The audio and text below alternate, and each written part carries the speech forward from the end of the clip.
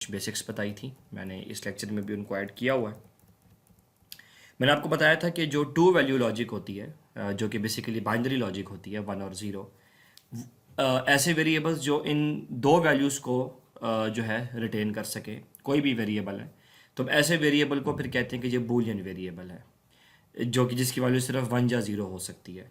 तो सादा अल्फाज में ऐसे वेरिएबल जो कि सिर्फ बाइनरी वैल्यूज़ पोजेस कर सकते हैं, या बाइनरी 1 या बाइनरी 0, तो ऐसे वेरिएबल्स को हम लोग बूलियन वेरिएबल कहते हैं, या टू वैल्यूड वेरिएबल्स, क्योंकि टू वैल्यूड लॉजिक असल में बूलियन लॉजिक ही होती है। और इसके जो स्पेशल मैथमेटिक्स है इसकी, जिसके अंदर ये स्पेशल वेरिएबल इस्तेमाल होते हैं, इस स्पेशल मैथमेटिक्स का हमने एक नाम रखा हुआ है बूलियन अलजबरा। तो जब हम बूलियन अलजबरा की बात करेंगे तो इसका मतलब है कि इसमें ऐसे वेरिएबल इस्तेमाल होंगे जो सिर्फ दो वैल्यूज़ पोजेस कर सकते हैं, बाइनरी 1 या बाइनरी 0। कुछ लॉज मैंने लास्ट टाइम डिस्कस किए थे, जिसमें मैंने लॉ नंबर 1 से लेके लॉ नंबर 9 तक की डिस्कशन काफ़ी ज़्यादा डिटेल में मैंने की थी। मैं दोबारा यहाँ पे आपको दिखा देता हूँ कि लॉ नंबर 1 से लेके लॉ नंबर 9 तक हमने सारे लॉज को इन डेप्थ जो है डिस्कस भी किया था, और हमने इसको प्रूव भी किया था। ये अगर मैं रिकॉल करवाऊँ तो याद रखिए कि कुछ लॉज इसमें बड़े ज़रूरी हैं, जो कि बहुत ज़्यादा आपके लिए यूज़फुल साबित हो सकते हैं। जैसे कि स्पेसिफिकली ये लॉ नंबर 2 है, अगर किसी बूलियन वेरिएबल में 1 और हो रहा हो तो वो 1 हो जाता है। मैंने आपको बताया था कि और ऑपरेशन में एक भी 1 आ जाए तो दिस इज़ ऑब्वियस कि उसकी आउटपुट 1 होगी, ठीक है। सिमिलरली एक लॉ नंबर 8, ये बहुत ज़्यादा इंपॉर्टेंट है। लॉ नंबर 8 और 2 स्पेसिफिकली, ये दो लॉज बहुत ज़्यादा इंपॉर्टेंट है। वैसे तो सारे ही इंपॉर्टेंट है, लेकिन 8 और 2 ये ऐसे लॉज हैं जो कि आपके एक्सप्रेशन को काफ़ी हद तक सिंप्लीफाई करते हैं। Similarly law number 6, a plus a complement, ये भी एक बड़ा इंपॉर्टेंट लॉ है कि जहाँ पे भी एक बूलियन वेरिएबल अपने ही कॉम्प्लीमेंटेड फॉर्म में और हो रहा हो तो उसका जवाब 1 होता है। और सिमिलरली अगर एक जैसे दो बूलियन वेरिएबल आपस में उनका और ऑपरेशन हो रहा हो तो वो जो है एक के इक्विवेलेंट लिखे जाते हैं, जैसे कि 0 और 0 इज़ 0, 1 और 1 इज़ 1, b और b is b, similarly a और a is a। Law number 10, 11, 12 के लिए मैंने आपको असाइनमेंट दी थी, जो कि सेल्फ असेसमेंट असाइनमेंट थी। आज हम लॉ नंबर जो है 9 तो हमने कर लिया था। लॉ नंबर 8 जो है लॉ नंबर 10, 11, 12 जो है, इसको हम लोग आज डिस्कस करेंगे और इसको हम प्रूव भी करेंगे। लॉ नंबर 10 जो है a और a dot B is equal to a, इसको प्रूव करने के दो मेथड्स हैं। पहला मेथड तो जो मैं आपको बता देता हूँ वो विदाउट ट्रुथ टेबल है।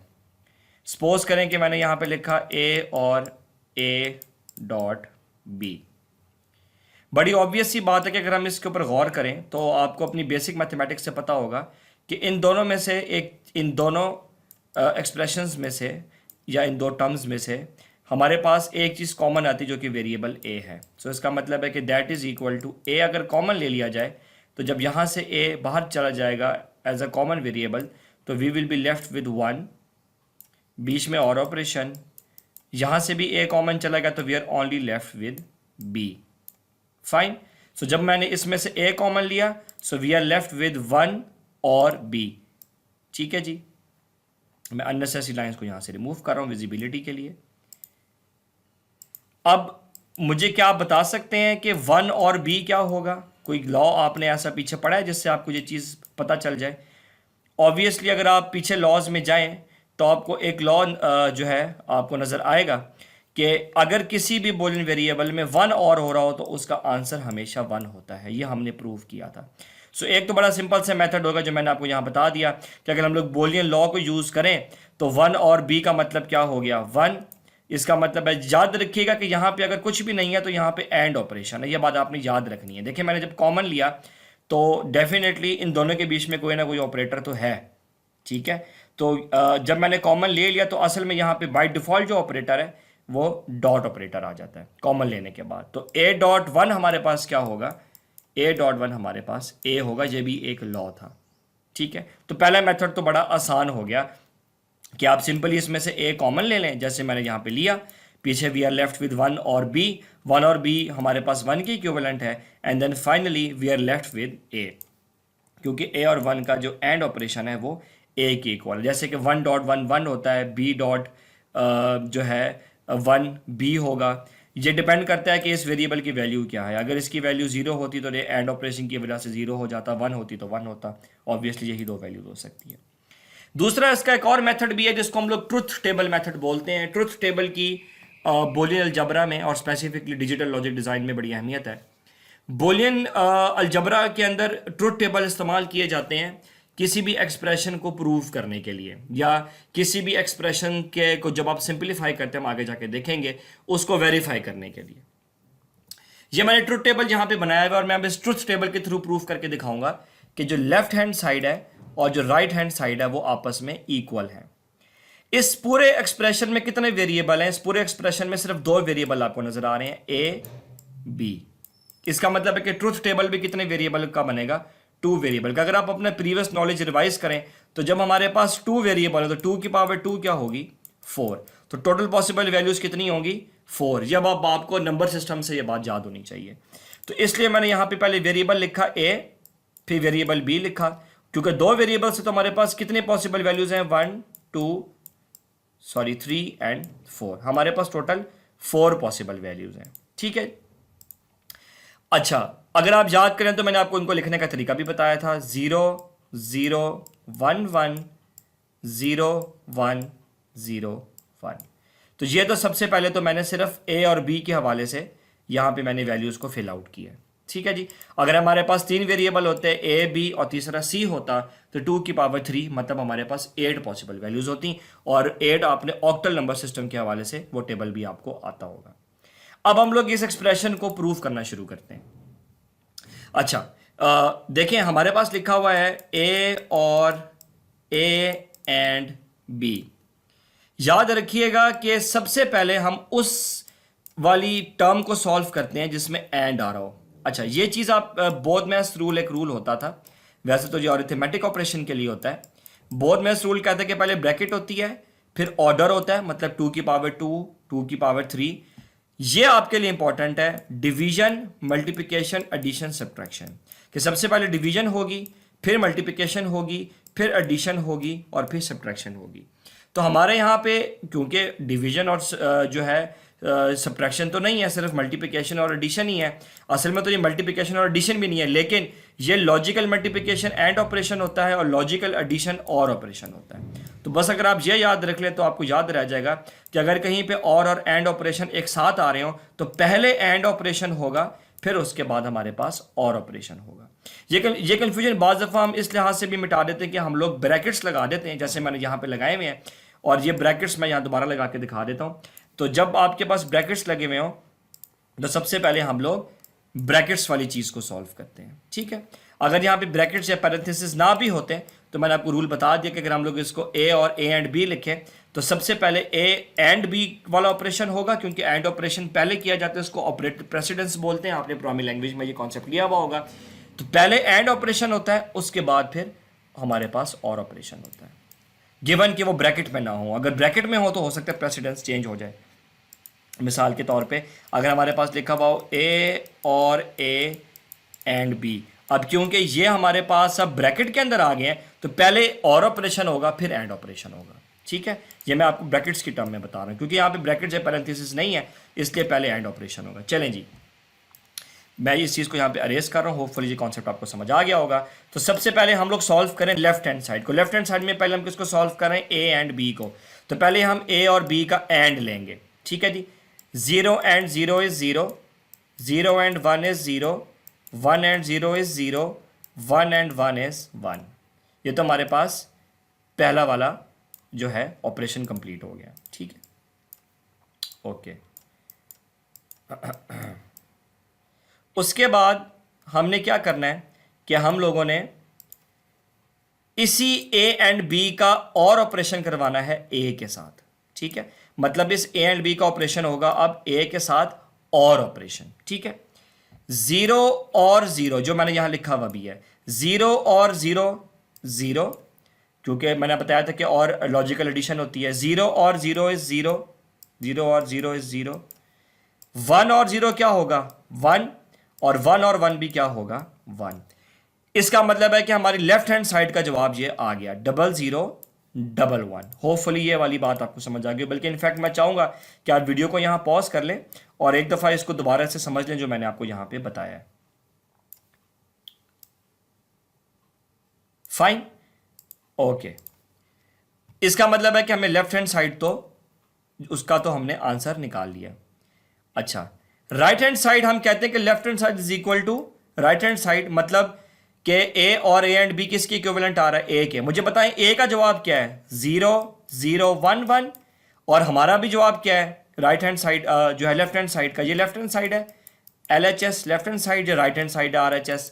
सो लेफ्ट हैंड साइड का जवाब क्या है? 0011। राइट हैंड साइड भी क्या है? 0011। इससे ये प्रूव होता है कि ए और ए एंड बी और ए ये दोनों आपस में इक्वल हैं, जो कि मैं यहाँ पे अगले टेबल में मैंने आपको शो कराया हुआ है कि ये और ये आपस में इक्वल है। ये तरीका कहलाता है ट्रुथ टेबल का तरीका, और ट्रुथ टेबल के वर्ड से ही क्लियर है कि इस्तेमाल होता है ट्रुथ को फाइंड आउट करने के लिए। होपफुली आपको समझ आ गया होगा।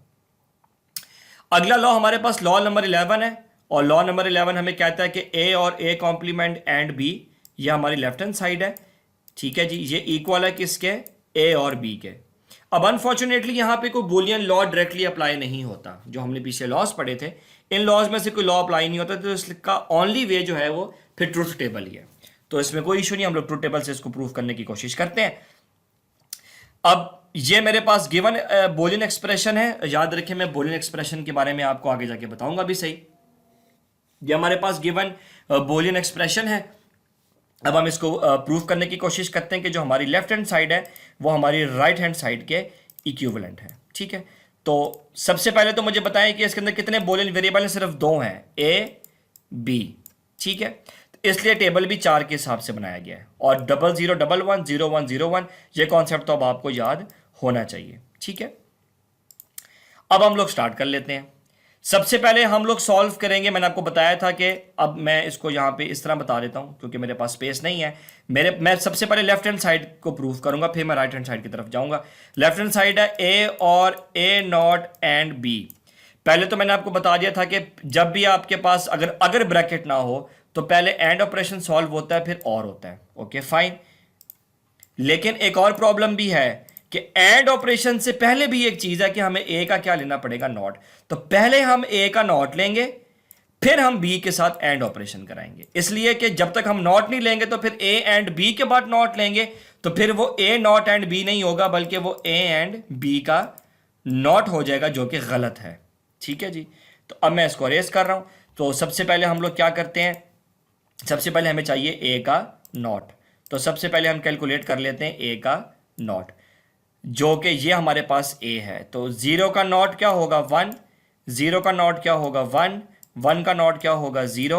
और फिर 1 का नॉट क्या होगा? 0। ये हमारे पास निकल आया ए का नॉट। होपफुली आपको ये समझ आ गया होगा। Fine, okay. उसके बाद हमने क्या करना है? अब हमने ए का नॉट तो ले लिया, अब हमने इसका एंड ऑपरेशन कराना है बी के साथ। सो हमने ए नॉट का एंड ऑपरेशन करवाना है बी के साथ। ठीक है जी, सो 1 0 एंड 1 इज 0। आपको पता है एंड ऑपरेशन में एक भी 0 आ जाए क्योंकि लॉजिकल मल्टीप्लिकेशन है, तो जवाब 0 हो जाएगा। 1 एंड 1 इज 1, 0 एंड 0 इज 0, और 1 एंड 0 इज 0। फाइन, होपफुली आपको ये वाला भी स्टेप जो है ये समझ आ गया होगा। फाइन, उसके बाद हमारा आखिरी स्टेप क्या है कि हमने यही जो ए नॉट एंड बी लिया है, इसका और हमने करवाना है ए के साथ।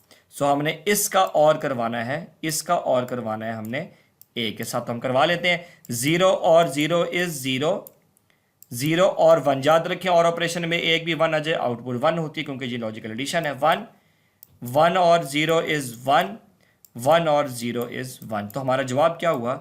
0 ट्रिपल 1। हमारी लेफ्ट हैंड साइड का जवाब क्या है? 0 ट्रिपल 1। अब हमारी राइट हैंड साइड का जवाब भी 0 ट्रिपल 1 होना चाहिए, तभी ये लॉ हमारे पास प्रूव हो सकता है। ओके, सो अब हम लोग कैलकुलेट करते हैं इसकी राइट हैंड साइड, जो कि बड़ी सिंपल सी है। राइट हैंड साइड इसकी क्या है? ए और बी। ये ए है और ये बी है। 0 और 0 इज 0, 0 और 1 इज 1, 1 और 0 इज 1, 1 और 1 इज 1। तो अब आप देख रहे हैं कि लेफ्ट हैंड साइड का जवाब भी 0 ट्रिपल 1 है और राइट हैंड साइड जो का जवाब भी 0,111 है। इसका मतलब है कि ये लॉ हमारे पास प्रूव भी हो गया है और ये ठीक भी है। ठीक है जी, मैंने आगे जाके इसको सॉल्व भी किया हुआ है।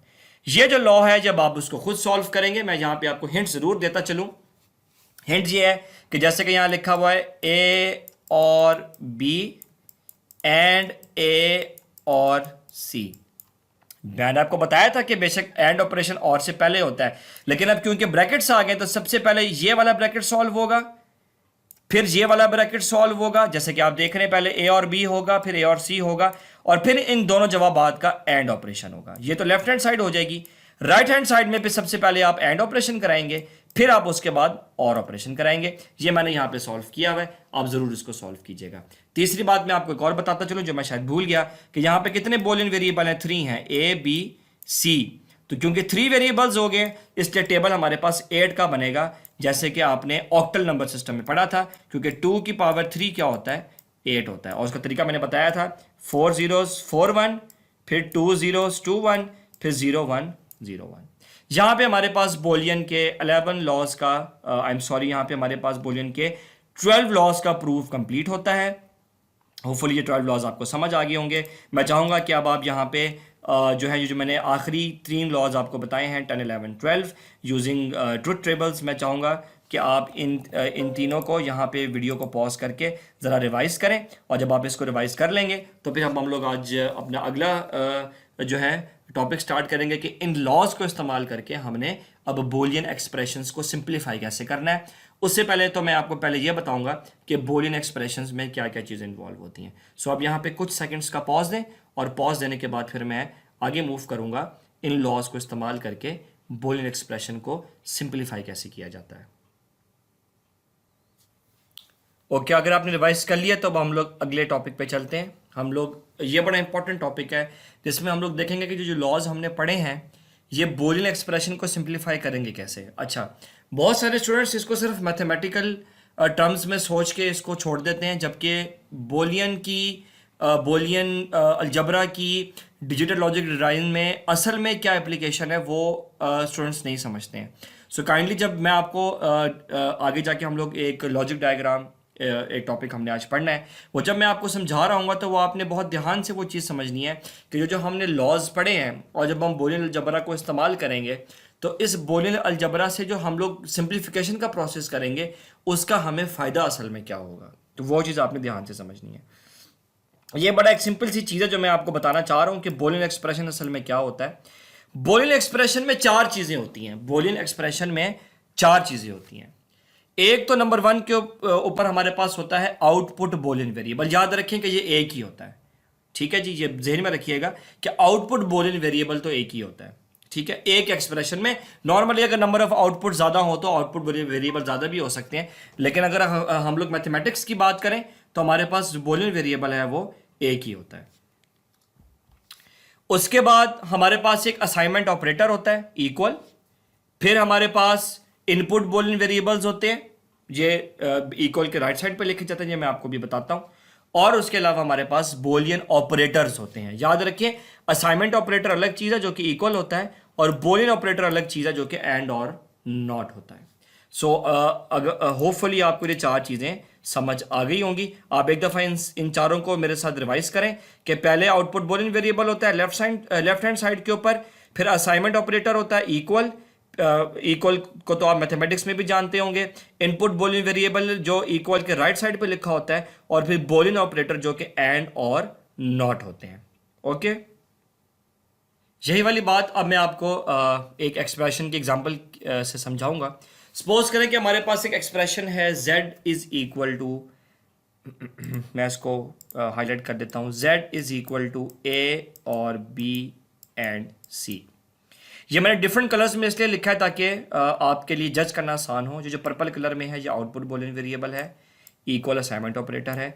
जो ग्रीन कलर में लिखे गए हैं ये इनपुट बोलियन वेरिएबल है, और ये जो लाइट ब्लू कलर में लिखा गया है ये आपके पास लॉजिकल ऑपरेटर्स हैं, जिनको हम लोग याद रखें। लॉजिकल ऑपरेटर एंड और नॉट और बोलियन ऑपरेटर एक ही चीज़ कंसिडर की जाती है अगर आप लोग बात करें डिजिटल लॉजिक डिज़ाइन में, वरना सेट थ्योरी में हम लोग इसको मुख्तलिफ भी कर सकते हैं। वरना यहाँ पे जो बात हम कर रहे हैं बोलियन ऑपरेटर्स या लॉजिकल ऑपरेटर्स, उसका मतलब हम लोग एक ही टर्म में सोच रहे हैं। ये चीज़ मैंने यहाँ पे आपको हाईलाइट करके बताई हुई है। इसको हम लोग कहते हैं जी आउटपुट बूलियन वेरिएबल, क्योंकि जी इक्वल की लेफ्ट साइड के ऊपर होता है। ठीक है जी, और जो भी जवाब निकलेगा वो z को वो वाली वैल्यू असाइन हो जाएगी हमारे पास। और इसको हम लोग बोलते हैं असाइनमेंट ऑपरेटर। ये जो तीन आपको नजर आ रहे हैं ये कहलाते हैं input Boolean variable A B C. अच्छा, ये याद रखिएगा कि वेरिएबल रिपीट होने से उसकी तादाद पे फर्क नहीं पड़ता। मिसाल के तौर पे अगर मैं यहाँ पे लिखूँ ए और बी एंड बी नॉट, तो ये तीन बूलियन वेरिएबल कंसिडर नहीं होंगे, ये दो बूलियन वेरिएबल ही कंसिडर होंगे ए बी, क्योंकि ये बी वेरिएबल सिर्फ महज रिपीटेशन इसकी हो रही है, ये तीसरा बूलियन वेरिएबल नहीं है।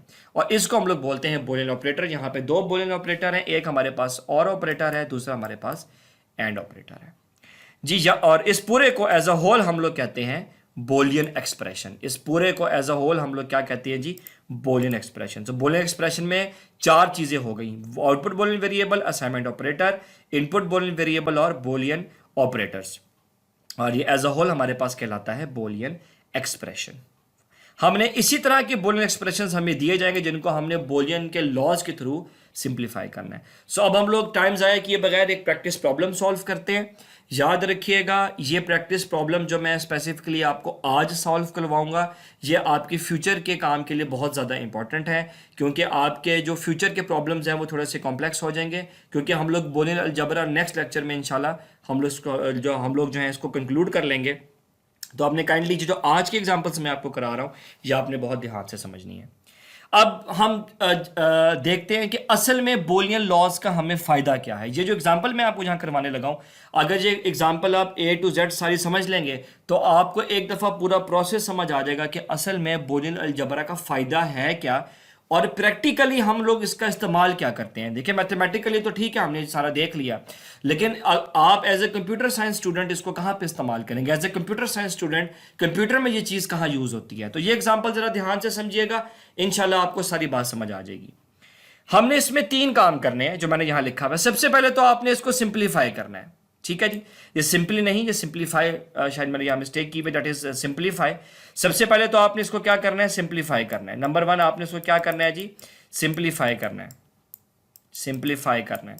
उसके बाद नंबर टू पे आपने सिंप्लीफाई करके ट्रुथ टेबल बनाना है, जैसे कि अभी आप पीछे ट्रुथ टेबल बनाना आपने सीखा है। यह बात आपको अभी समझ आएगी कि यहाँ पे हमें ट्रुथ टेबल की ज़रूरत कहाँ पे पड़ेगी, वो आपको थोड़ी देर में समझ आएगी। और तीसरा जो मोस्ट इंपॉर्टेंट चीज़ आज आपने समझनी है, जो आपने शायद पहले नहीं कभी समझी, वो है लॉजिक डायग्राम हमने इसकी बनानी है। लॉजिक डायग्राम हम दो चीज़ों की बनाते होते हैं, हम लोग ओरिजिनल एक्सप्रेशन की भी बनाएंगे और इसी के सिंप्लीफाइड वर्जन की भी हम लोग डायग्राम बनाएंगे। तो ये आपको बात मैं एग्जांपल से करवाऊंगा तो आपको ज़्यादा इजीली समझ आएगी। तो हम लोग स्टार्ट करते हैं। ये कुछ लॉज हमने जो बूलियन के पढ़े थे, 12 लॉज, ज़्यादातर मैंने आपको बता दिया कि ये 9 लॉज का ही इस्तेमाल आपके पास ज़्यादा से ज़्यादा होगा, क्योंकि 10, 11, 12 तो ट्रुथ टेबल से प्रूव हो रहे हैं। वैसे भी 1 से लेके जो 9 तक लॉज हैं ये ज़्यादा प्रैक्टिकल इस्तेमाल होते हैं। तो इन्हीं 9 में से कोई लॉज इस्तेमाल होंगे और हमारे पास एक्सप्रेशन सिंप्लीफाई होगा। एक बात मैं आपको और भी बता दूं कि आपका जो फाइनल एग्ज़ाम होगा उसके अंदर तकरीबन हर स्टूडेंट को मैं एक अलग बूलियन एक्सप्रेशन सॉल्व करने के लिए दूंगा। तो ऐसा ना हो कि आपको यह लगे कि शायद बूलियन एक्सप्रेशन सबको सेम आएंगे हर स्टूडेंट का, क्योंकि बूलियन एक्सप्रेशन बनाना कोई मुश्किल काम नहीं है। तो काइंडली इसको ज़रा ध्यान से समझिएगा ताकि आपको बात जो है वो समझ आए और एग्जाम में आपको प्रॉब्लम ना हो। हमारे पास गिवन एक्सप्रेशन है z is equal to a and a not और b। मैं इसको सिंप्लीफाई करना चाहता हूं। तो सिंप्लीफाई करने के लिए जो पहला स्टेप मैंने यहां पे लगाया वो ये है कि मैंने आपस में सबका एंड ऑपरेशन करा दी। जरा इस बात को देखिएगा। पहला स्टेप मेरे पास मैंने क्या किया है, z इज इक्वल टू, याद रखिएगा यहां पे आपको बेसिक मैथमेटिक्स की भी जरूरत पड़ेगी। अच्छा, ये बात चले मैं आपको ऐसी भी समझा देता हूं। सपोज करना आपके पास लिखा हुआ है 3 मल्टीप्लाई बाय 2 + 4। वैसे तो ये बात ठीक नहीं है, लेकिन समझने के लिए ये बात ठीक है। सो 3 पहले मल्टीप्लाई होगा किससे, 2 से। 3 मल्टीप्लाई बाय 2, बीच में हमारे पास प्लस आ जाएगा। फिर 3 मल्टीप्लाई होगा 4 से, दैट इज 3 मल्टीप्लाई बाय 4, और फिर हमारे पास आएगा 6 + 12। ठीक है, फाइन। तो इसी तरीके का कुछ काम मैं यहां पे कर रहा हूं कि ए का पहले एंड ऑपरेशन होगा ए नॉट के साथ। मैंने आपको बता दिया था कि इसको हम लोग नॉट बोलते हैं। ठीक है, ये बात अब आपको समझ आनी चाहिए। आप प्रीवियस लेक्चर में जाके ये बात दोबारा से रिवाइज भी कर सकते हैं।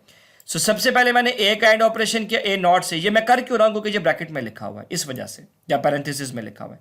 बीच में प्लस आ गया, फिर ए का एंड ऑपरेशन हो गया बी के साथ। तो जब आप सिंप्लीफाई कर रहे होते हैं आपके पास बहुत सारे वे हैं, जिसमें पहला वे ये होता है कि आप सबसे पहले सबका आपस में एंड ऑपरेशन करा दें। लेकिन ये भी आपने इंटेलिजेंट वे में करना होता है। हो सकता है कि बाज़ दफ़ा एंड ऑपरेशन करवाने से पहले ही कोई चीज़ सिंप्लीफाई हो रही है। ये बात आपको मैं आगे जाके समझाऊंगा एक और एग्जाम्पल से।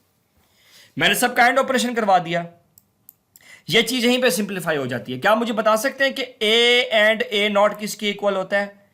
क्या मुझे बता सकते हैं ए एंड ए नॉट किसके इक्वल होता है? ये ऊपर एक लॉस का टेबल मैंने दिया हुआ है, जरा यहां से मुझे ढूंढ के बताएंगे कि कौन सा लॉ अप्लाई हो रहा है। अगर आपको समझ आ गया तो बेसिकली जो लॉ नंबर 8 अप्लाई हो रहा है कि ए एंड ए नॉट किसके इक्वल है? 0 के इक्वल है। तो बेसिकली ये हमारे पास क्या हो गया? 0। इसलिए आप याद रखिएगा कि बूलियन लॉस को रिवाइज करना और उनको जहन में रखना बूलियन अलजेब्रा को सॉल्व करने के लिए बड़ा जरूरी है। 0, then we have A and B. Fine. अब इसका जवाब क्या होगा? ए एंड बी और 0। वैसे तो आपको पता होगा कि एनीथिंग और 0 जो भी करेंगे तो सिंपली आप 0 में इस चीज का और ऑपरेशन या लॉजिकल एडिशन करा रहे हैं तो वो तो आपको पता ही है कि ए एंड बी ही जवाब आएगा। ठीक है, वरना आप पीछे से इसका लॉ भी देख सकते हैं जो हम लोगों ने ये वाला पहला लॉ पढ़ा था कि ए और 0 इज इक्वल टू ए। ये हमारे पास इसका फाइनल जवाब है। सो आप देख रहे हैं कि हमने इस एक्सप्रेशन को सिंप्लीफाई कर लिया। ये बात आपको थोड़ी देर में मैं समझाऊंगा कि मैंने इसको किस तरह सिंप्लीफाई किया। जो है सिंप्लीफाई जो मैंने किया है इसका फ़ायदा असल में क्या है। सो अब हम इस चीज़ को ज़रा देख लेते हैं कि z is equal to A and A not और b।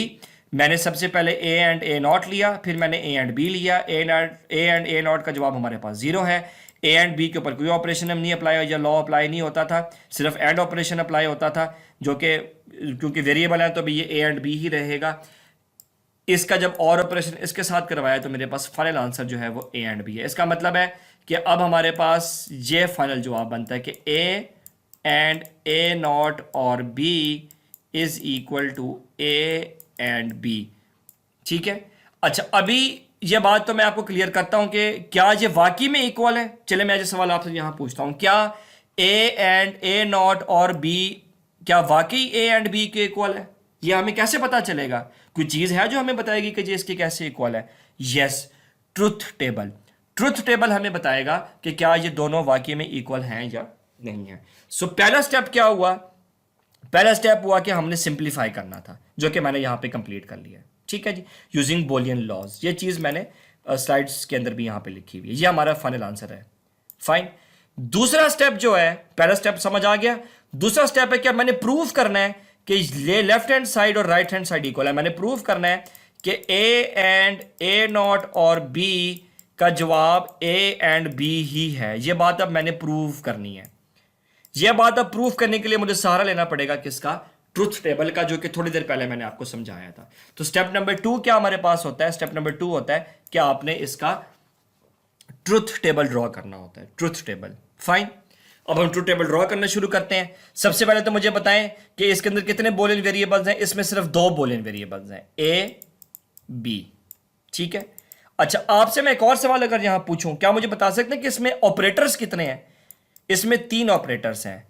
एक एंड ऑपरेटर है, एक नॉट ऑपरेटर है और तीसरा और ऑपरेटर है। तो इसमें टोटल कितने ऑपरेटर्स हैं? 3। We have 3 number, we have total of 3 operators. जो यहाँ पे बूलियन के हमारे पास टोटल 3 ऑपरेटर्स हैं। एक एंड ऑपरेटर है, एक नॉट ऑपरेटर है और तीसरा हमारे पास और ऑपरेटर है। ये बात हमें असल में आगे जाके काम आएगी। ये बात मैंने इसलिए आपको यहाँ पे बताई क्योंकि हमारे पास इनपुट वेरिएबल सिर्फ 2 हैं। याद रखें ये इनपुट वेरिएबल कहलाते हैं, जो राइट हैंड, जो इक्वल के राइट हैंड साइड पे होते हैं। तो टेबल भी हमारे पास 2 का बनेगा। ये 2 का टेबल हमने यहाँ पे ड्रॉ किया हुआ है। फाइन, ये ड्रॉ किया हुआ है। 2 की पावर 2 इज इक्वल टू 4। अब हम लोग जरा प्रूफ करते हैं। पहले लेफ्ट हैंड साइड का जवाब निकालते हैं, फिर हम उसको राइट हैंड साइड से कंपेयर करेंगे। ये हमारे पास लेफ्ट हैंड साइड है, ए डॉट ए नॉट और बी। फाइन। अच्छा सबसे पहले मैंने आपको क्या बताया था कि सबसे पहले ब्रैकेट वाली चीज सॉल्व होती है, जो कि क्या है हमारे पास, जो कि रह जाती है, क्या रह जाती है? ए नॉट और बी। और सबसे पहले इसके अंदर हमारे पास हमें क्या लेना पड़ेगा? सबसे पहले हमें लेना पड़ेगा ए का नॉट। तो टेबल मैंने उसी तरह बनाया हुआ। सबसे पहले हम क्या लेंगे, ए का नॉट, तो हम ए का नॉट ले लेते हैं। 0 का नॉट 1, 0 का नॉट 1, 1 का नॉट 0, 1 का नॉट 0। जब आपको नॉट ऑपरेशन से बात समझ आनी चाहिए, फाइन। उसके बाद हमने क्या करना है, हमने ए नॉट का और ऑपरेशन करवाना है बी के साथ। ये मैं थोड़ा सा स्पीड में इसलिए भी बता रहा हूं क्योंकि अब आपको प्रीवियस कॉन्सेप्ट से ये बात समझ आ जानी चाहिए थी। अब हम लोग नॉट ऑपरेशन ए नॉट का हम लोग और ऑपरेशन ले रहे हैं बी के साथ। सो 1 और 0 इज 1, और ऑपरेशन में एक भी 1 आ जाए तो आउटपुट 1 होती है। 1 और 1 इज 1, 0 और 0 इज 0, 1 और 0 इज 1, फाइन। तो ये हमारे पास जवाब आ गया ए नॉट और बी का। फाइनली हमने क्या करना है, हमने इसका जो है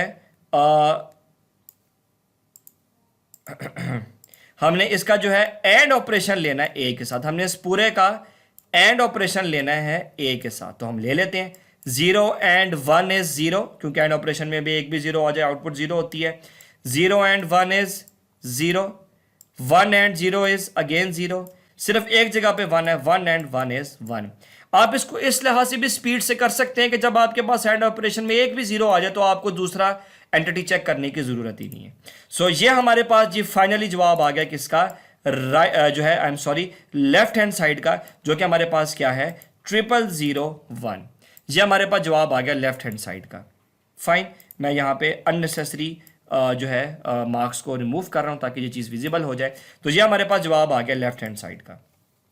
सिंप्लीफाई करने के बाद जवाब क्या था, ए एंड बी। तो क्या इन दोनों का जवाब सेम है? अगर सेम है तो इसका मतलब है, अच्छा ये एक चेक करने का भी तरीका होता है। अगर आपने ये चेक करने के आया आपने जवाब ठीक भी निकाला या नहीं, तो आप सिंपली ट्रूथ टेबल से इसको वेरीफाई कर सकते हैं।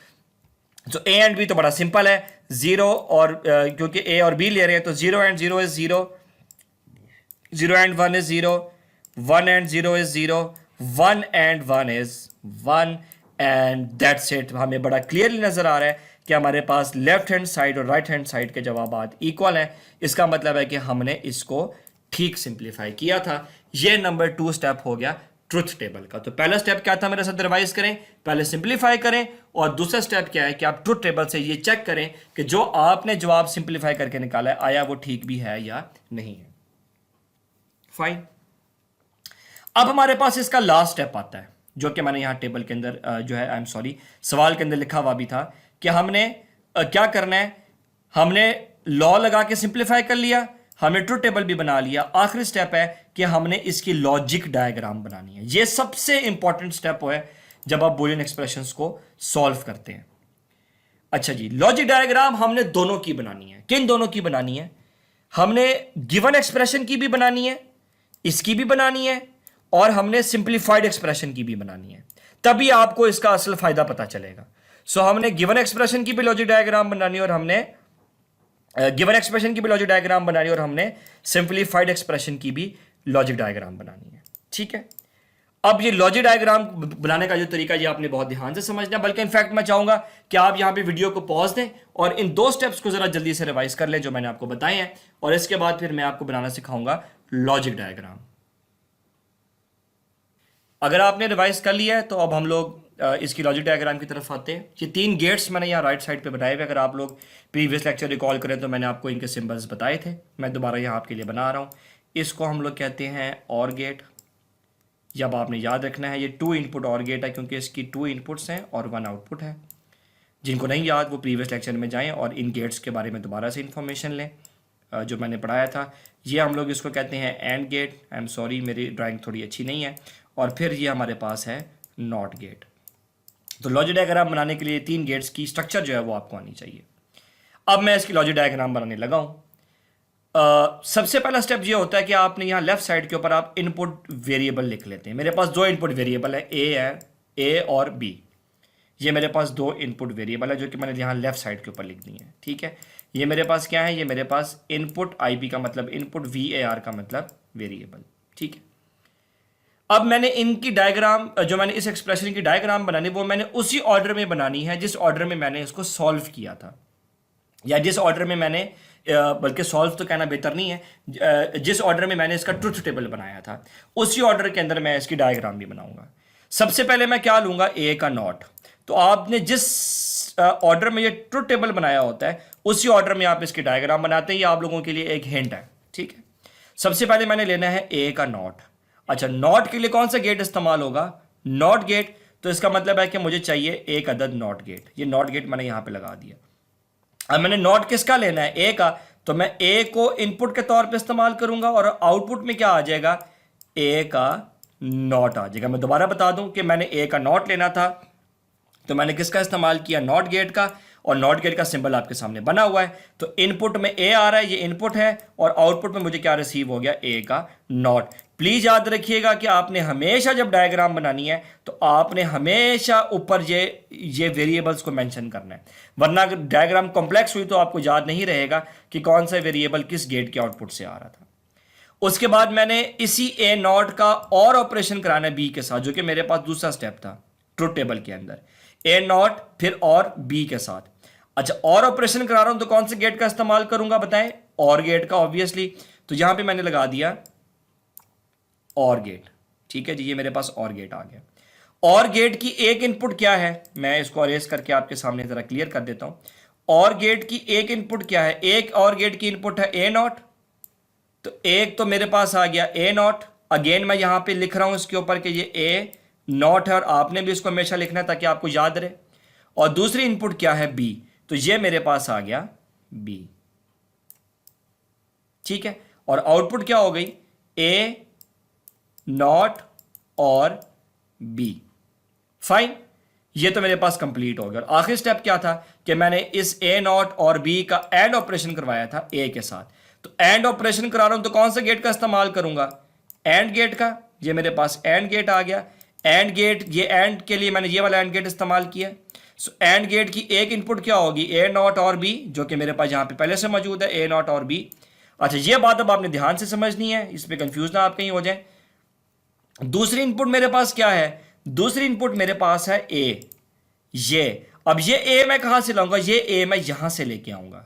ठीक है, याद रखिएगा इसके बाद ये ए नॉट है, तो आपने इसके बाद नहीं इसकी जो है लाइन लेनी, आपने इसको इस लाइन से या इस गेट से पहले ए को आपने चूज करना है। तो बड़ा सिंपल सा प्रोसेस हो गया।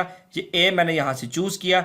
जब लाइन क्रॉस हो रही हो तो आप इस तरह का जंप यहां पे दे देते हैं। ठीक है जी, और ये मेरे पास दूसरी इनपुट आ गई।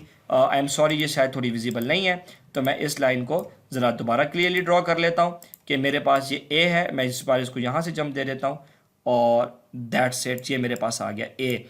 प्लीज़ आपने हमेशा इनपुट्स के ऊपर ये चीज़ लिखनी है, वरना आपको याद नहीं रहेगा जब डायग्राम कॉम्प्लेक्स हो तो कौन सी इनपुट, कौन सी आउटपुट, कौन से गेट की है, दोनों इनपुट या आउटपुट। और ये एंड ऑपरेशन है तो इसका मतलब मेरे पास हो गया ए, फिर एक इनपुट में तो ए हो गया, और एंड ऑपरेशन कराया मैंने इसका किसके साथ? ए नॉट और बी के साथ। मैं चाहूंगा कि आप इस डायग्राम को दोबारा से एक दफा जो मैंने प्रोसेस बताया उससे रिवाइज करें, इंशाल्लाह आपको समझ आ जाएगी। एक हिंट जो मैं यहां पे आपको देता चलूं, जो बड़ा जरूरी हिंट है, याद रखिएगा कि मेरे पास जितने ऑपरेटर्स हैं उतने ही मेरे पास गेट्स होंगे। ये बात जरा समझिएगा। कितने ऑपरेटर्स हैं? एक पहला ऑपरेटर, फिर दूसरा ऑपरेटर, और फिर तीसरा ऑपरेटर, इसलिए मेरे पास गेट भी 3 है, 1 2 3। तो यह बात हमेशा कंफर्म होगी कि जितने मेरे पास ऑपरेटर्स होंगे उतने ही मेरे पास गेट्स होंगे, अगर मेरे पास ऑपरेशन रिपीट ना होता हो। यह बात मैं आपको इस तरह बता देता हूं कि सपोज करें कि मेरे पास अगर मैं आपको सिर्फ मिसाल के तौर पे बता रहा हूं कि सपोज करें कि मेरे पास ए नॉट दोबारा आ जाता, मैं यहां पे लिखता एंड ए नॉट। तो ए नॉट क्योंकि अब 2 दफा आ चुका है, ए नॉट इधर भी है, ए नॉट इधर भी है, तो मैं नॉट गेट अब 2 दफा नहीं लगाऊंगा, बल्कि मैं एक ही नॉट गेट को 2 दफा इस्तेमाल करूंगा। तो अब मैं ऑपरेटर्स कितने होंगे मेरे पास? 1 2 3 और 4, बस। ये 5वां इसलिए कंसिडर नहीं होगा क्योंकि ये रिपीट हो रहा है। सो रिपीटेड ऑपरेटर्स को छोड़ के जो रह जाते हैं वो टोटल नंबर ऑफ ऑपरेटर्स होते हैं। होपफुली आपको ये बात समझ आ गई होगी। सो मेरे पास जितने ऑपरेटर्स थे कितने थे? 1 2 3, जितने ऑपरेटर्स थे उतने मेरे पास गेट्स आ गए। ठीक है जी, तो ये जो डायग्राम बन गई मेरे पास ओरिजिनल एक्सप्रेशन की, और आपको ये शायद समझ भी आ गई होगी। ये हमने किसके इक्वल रखा था? ए एंड बी के साथ। तो ये तो मैंने ओरिजिनल एक्सप्रेशन की डायग्राम बनाई। अब हमें डायग्राम बनानी है किसकी? सिंप्लीफाइड की, तो इसकी अलग बनेगी डायग्राम और इसकी अलग बनेगी। सो मेरा ख्याल है कि अब आपको ओरिजिनल एक्सप्रेशन की डायग्राम समझ आ गई है। तो सिंप्लीफाइड की डायग्राम तो है भी बहुत आसान। सिंप्लीफाइड एक्सप्रेशन की डायग्राम क्या है, सिर्फ ए एंड बी। इसका मतलब है कि सिर्फ एक एंड गेट इस्तेमाल होगा, जिसकी एक इनपुट में ए होगा, दूसरी इनपुट में बी होगा, और आउटपुट इसकी क्या होगी, ए एंड बी। ठीक है, ये दोनों डायग्राम्स मैंने यहां पे ड्रॉ आपके सामने की हुई हैं। अब यहां पे एक इंतहाई इंपॉर्टेंट नोट सुनिएगा जो मैं आपको बता रहा हूं, that is very very important. और ये जितनी भी हमने पहले सारी मेहनत की, ये उसी मेहनत को मैं यहां पे कंक्लूड कर रहा हूं। बूलियन अलजबरा का फायदा क्या होता है कि वो एक एक्सप्रेशन को सिंप्लीफाई कर देता है, इस एक्सप्रेशन को सिंप्लीफाई कर देता है इसमें। इसका एडवांटेज क्या आपको यहां नजर आ रहा है, मैं आपको इसका एडवांटेज दिखाता हूं। यहां पे कितने गेट्स लग रहे हैं, 1 2 3, और ट्रुथ टेबल ने हमें बताया कि जो काम ये एक्सप्रेशन करता है वही काम ये एक्सप्रेशन करेगा, क्योंकि दोनों का जवाब तो सेम है। फाइन, इसका मतलब ये हुआ कि जो काम ये सर्किट करेगा, जो काम ये सर्किट करेगा, वही वाला काम ये वाला सर्किट करेगा। तो इसमें से बड़ा सर्किट कौन सा है, बड़ा सर्किट ये वाला है, और छोटा सर्किट कौन सा है, ये वाला है। जो काम ये सर्किट करेगा वही काम ये वाला सर्किट भी करेगा, तो हम बड़ा सर्किट क्यों लगाएं।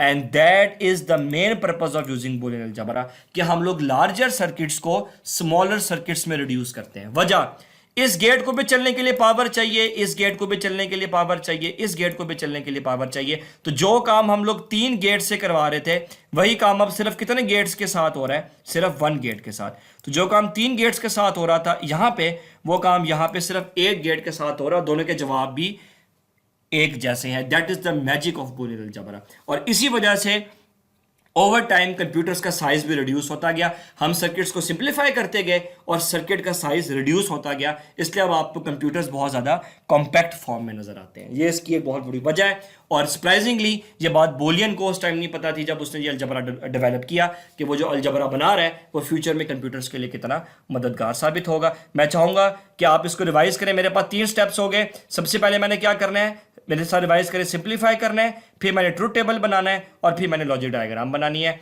और आपने अब आइंदा से हर प्रॉब्लम में यही करना है, सिंप्लीफाई करें, उसको चेक करने के लिए ट्रुथ टेबल बनाएं और डायग्राम बनाएं, दोनों की, ओरिजिनल एक्सप्रेशन की भी या गिवन एक्सप्रेशन की भी और सिंप्लीफाइड की भी।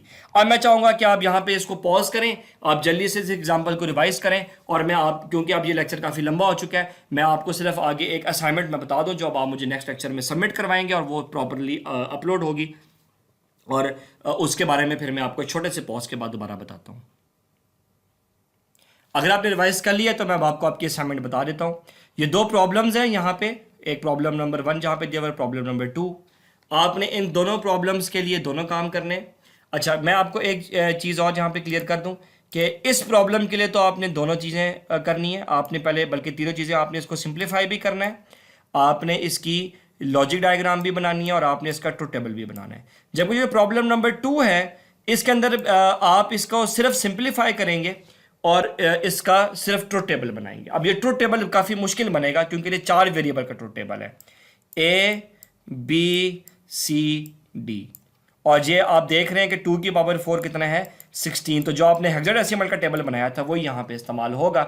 अब ये क्योंकि थोड़ी सी आपको ये काम, ये जॉब थोड़ी सी मुश्किल लगेगी, लेकिन आपने इसको करना है, आपके पास पूरा टाइम है, आपके पास 1 वीक है। आप इसको आराम से 1 या 2 दिन में, आप सिर्फ 1 दिन में इसका ट्रुथ टेबल बनाएं, अगले दिन आप इसकी डायग्राम बनाएं। तो अब आपने इन दोनों, बल्कि आपने इसके लिए दोनों काम करने हैं। आपने इन दोनों प्रॉब्लम्स के लिए इसको सिंप्लीफाई भी करना है, और आपने इसका ट्रुथ टेबल भी बनाना है, और आपने इसकी लॉजिक डायग्राम भी बनानी। That is your assignment.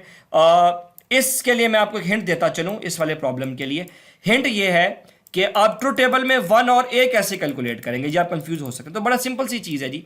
अगर A में लिखा हुआ है मिसाल के तौर पे 0 0 1 1, तो आप कुछ भी नहीं करेंगे। जब आप A और 1 लिखेंगे तो आप सिंपली इसके अंदर 1 को और करते जाएंगे। 0 और 1 क्या होगा, 1, 0 और 1 क्या होगा, 1, 1 और 1 क्या होगा, 1, और 1 और 1 क्या होगा, 1।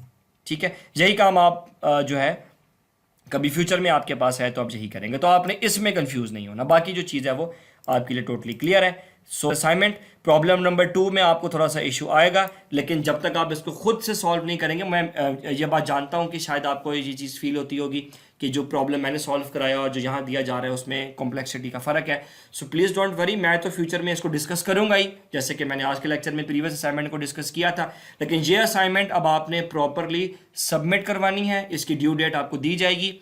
ये आप मुझे नेक्स्ट लेक्चर से एक दिन पहले सबमिट करवाएंगे, उसकी जो भी ड्यू डेट बनती है वो मैं वहाँ पे मेंशन कर दूंगा। और आपने इसको नीट, इसकी मैं गाइडलाइंस ये हैं कि आप एक वाइट पेपर के ऊपर इसको नीटली आप इसको सॉल्व करेंगे अपने हाथ से। आप चाहें तो आप लैपटॉप्स के ऊपर शॉर्ट फॉर्म में भी ट्रूथ टेबल्स बना सकते हैं। जो लोग एक्सेल वगैरह के ऊपर काम करना चाहते हैं, मुझे उस पर जो है किसी किस्म का कोई इतराज़ नहीं है। लेकिन ये है कि आप चाहे इसको हाथ से सॉल्व करें, चाहे आप उसको लैपटॉप से बनाएं, आपने सारी चीज़ें नीट एंड क्लीन करनी है। That was all about this lecture.